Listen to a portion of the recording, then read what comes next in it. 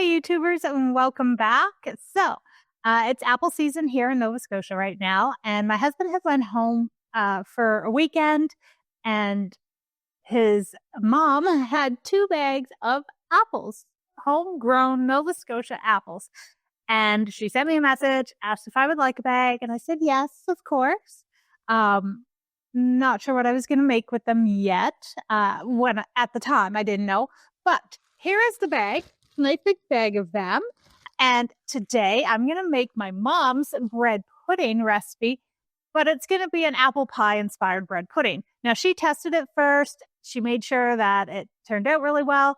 Now I'm going to test it, probably tweak it a little because I always do, and hope that it turns out. So besides that, get ready for a couple different apple inspired, apple related recipes, because I have a whole bag of apples to use. So let's get to it and make some apple pie inspired bread pudding.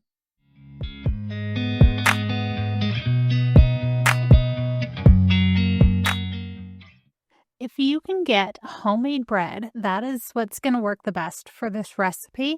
I made a 1.5 pound loaf of bread in my bread machine, and then I let it sit out on the counter just underneath a dish towel for about 2 days so that it kind of dried out, because when I add all the milk into this, the bread is going to soak that milk up, so I wanted it fairly dry. Now, all I'm going to do with this is cut it up into little cubes. You can make them as big or as small as you want. I made mine fairly small. Then I'm going to put these all in a big bowl. Next, I'm going to get my apples ready. So I'm going to peel 4 small apples, and then I'm going to slice them into rounds and then dice them up into little cubes. You can cut your apples however you'd like, but I think cutting them into little cubes is going to work the best. All right, so all the apples that you just chopped up, put them into a bowl. Then you're going to take half a lemon and you're going to squeeze the juice on the apples and give them a little mix. Whether you just toss them with your hands, with a spoon, doesn't matter. Then you're going to add 2 tablespoons of brown sugar and a teaspoon of apple pie spice. Mix that all together. All right, so after that, I have my bowl of bread. I'm going to add 1 teaspoon of apple pie spice. Then I'm mixing in my apples, another teaspoon of apple pie spice, and mix it all together. Okay, next, the wet ingredients. So I have 3 cups of milk, and I'm going to add 3 eggs to it. You could add 1 more. It would be actually better if you did, but you don't have to add more than 3 if you don't want to. It really doesn't make too much of a difference. Then I'm also going to add another teaspoon of apple pie spice into the milk and eggs, and just a little bit of vanilla. Then I'm going to whisk that all together. All right, so this is where my mother and I differ in how we prepare this. I like pouring a little bit of the milk and eggs over top of the bread and the apples just to soften everything and make it a little squishy. She doesn't do it this way, but that's okay. You can do it whichever way you want. So then you're going to take your apples and your bread, and you're going to put it in a baking dish. My baking dish is like 11 cups, something like 2.6 liters is what it holds. The exact size, it's like a 9.5 by like 6.5, roughly. All right, put it in a baking dish. Find one that fits all the bread and apples. Then you're going to take your milk and eggs, and you're going to pour it over top of everything and use most of it up. Then you're going to add some brown sugar. I did not measure this, neither does my mother. It's completely up to you how much or how little you want to use. So I just took a handful of brown sugar and sprinkled it across the top. Then I added a little bit, the rest of the milk and the eggs. And if you want to add just a little bit more brown sugar, because the milk and eggs just washed it down through the bread, you can add a little bit more too.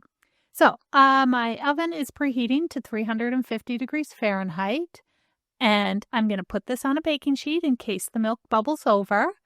and I'm going to bake it for approximately 30 minutes and see how it looks. And if it looks good and it looks ready to come out of the oven, then I will take it out and let it cool.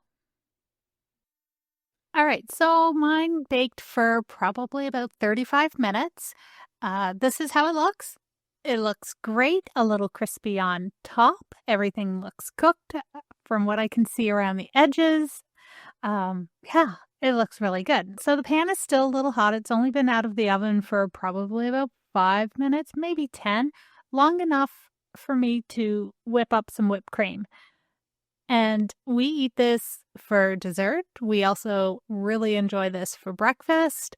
Eat it however you'd like. It goes really well with a scoop of vanilla ice cream, but we prefer ours with whipped cream.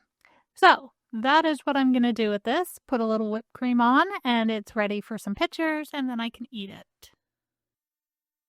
All right, so bread pudding is all done.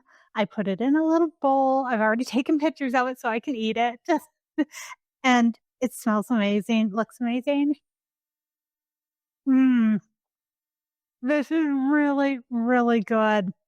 It turned out absolutely fantastic. Now, my husband and I, we like eating our bread pudding with a little bit of maple syrup.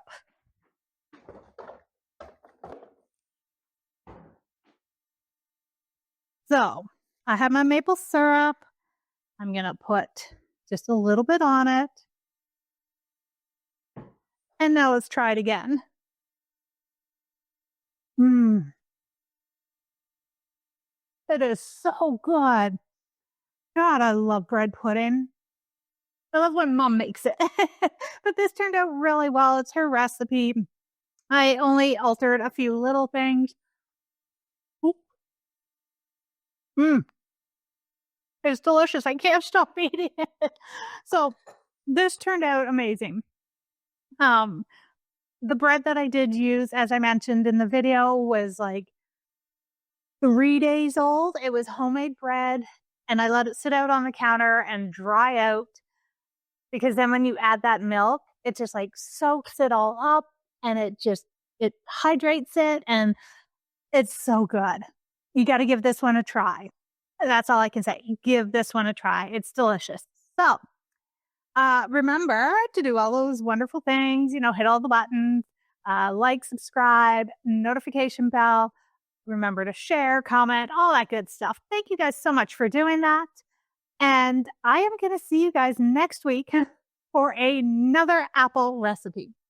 So thank you guys for joining me today, and I'll see you next week.